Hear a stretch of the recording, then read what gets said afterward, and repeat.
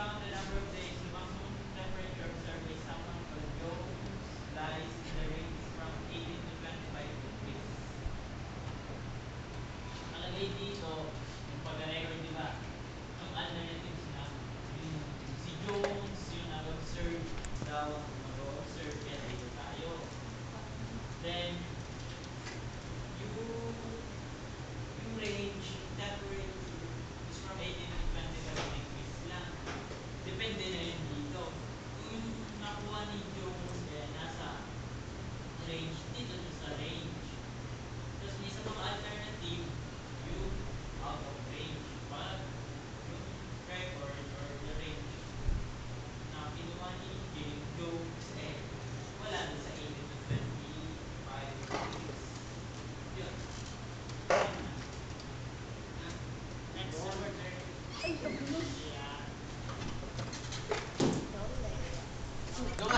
Ay, shit! Pumunta ka rito, Sigfred, Sigfred!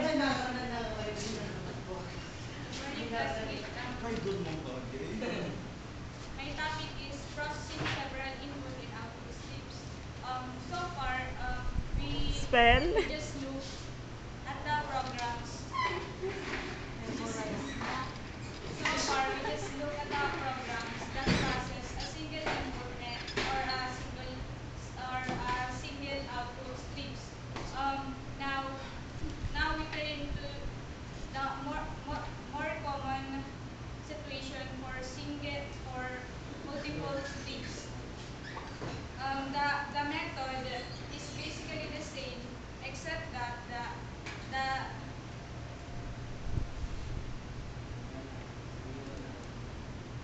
we'll have to describe all of the strings and make the program structure reflect them all.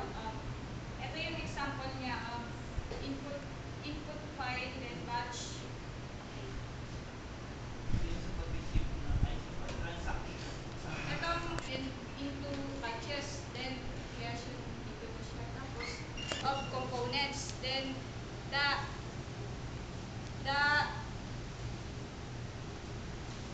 batch consists of transaction describing the same stock item. Then Ang galaw ko? the batch starts with a header and ends with the trailer record. Then Zoom na to. Bongga ng zoom yun. each transaction describe either an issue or receipt. Then just go. Nabilis na nangangalay na ako. The report as a whole corresponds to the input file as a whole. Structure lengths. The two or more data structure involved cannot be mapped onto a single program. Yes. na lang. Bilisan na natin. Sir, brownout po! Bukas na lang. Echos.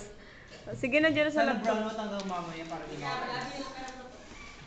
Di ko dala. Di ko dala. Pero, summarize na ako siya. Ayan, meron na. Ah, may kuryente na, okay na.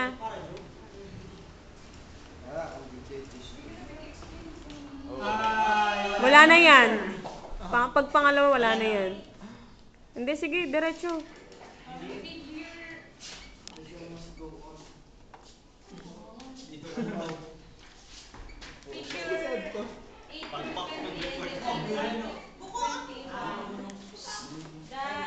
Show the data structure for input.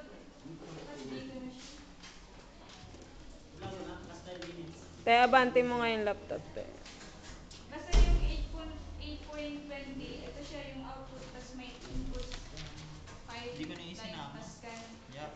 Yan lang naman yung yung program structure. Paras lang naman yung breaker. Dito structure. Hindi na makareport si Paz. Minsan muna.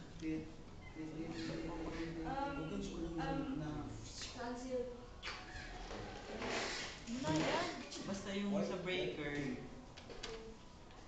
yan yung sa input. Pag input, ibig sabihin parang sa breaker, yan yung input.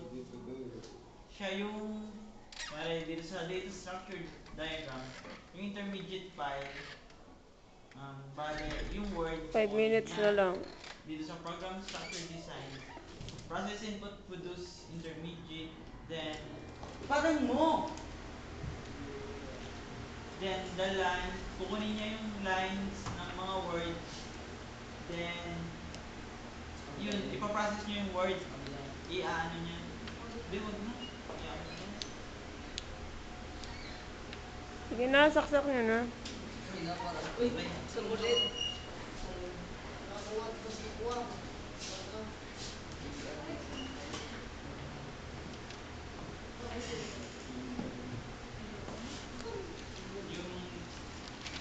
builder na. Bale sa builder, ito yung nagpa-process ng output. Yung, kasi sa structure class, set, class, hindi siya pwede isang program Uy, putik ka. na Hanap din. mag-i-input ka ng file, tapos siya rin yung mag-output, nakalagay dito, hindi yun pwede. Kaya, dito mayroon tayong breaker. Yung breaker yun yung para sa input, tapos Marie ito naman Chris. builder para to sa output. Dito sa program structure design, kukunin niya yung process input produce intermediate. Ito yung file, kukunin niya yung input file sa intermediate, yung sa intermediate file, kasi ipaprocess niya yun by line. Tapos, ano niya na, yung word. Yun na yung output by output ng mga lines of words. Then, the last, the theoretical perspective. The basis of the Jackson method is what the program is to do. Specification is completely defined by the nature of input and output data. In other words, the problem being solved. Late. Grabe, public na bago. Is determined by this data. This is particularly evident in data processing. This is a short step to say that the structure of a program should be dictated by the structure of its inputs and outputs. Specification determines design. This is the reasoning behind the method. The correspondence between the problem to be solved and the structure of the program is their proximity. It has an important implication. There is a small change to the structure of this design.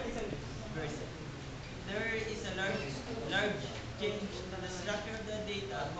This means that in maintenance, the amount of effort needed should match the extent of the change to the data that are requested.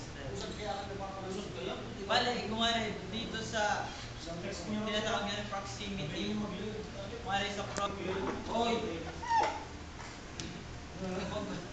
pagbago ng codes mo dapat, yung parang effort, dapat ganun rin para sila. Kung ano man yung pinagbago sa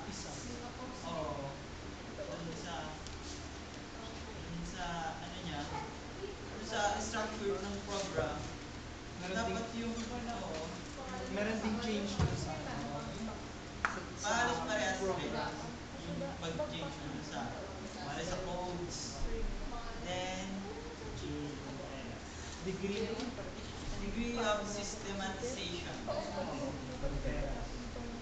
The Jackson method can reasonably claim to be the most systematic program design method currently available. It consists of a number of distinct steps, each of which produces a definite piece of paper.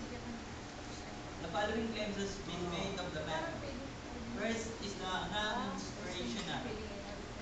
Use of the method depends little or not at all on invention or design. Ibig sabihin, sa paggamit ng JSP, hindi mo kailangan mag-depende sa iba. Parang pag gumamit ka nito, parang may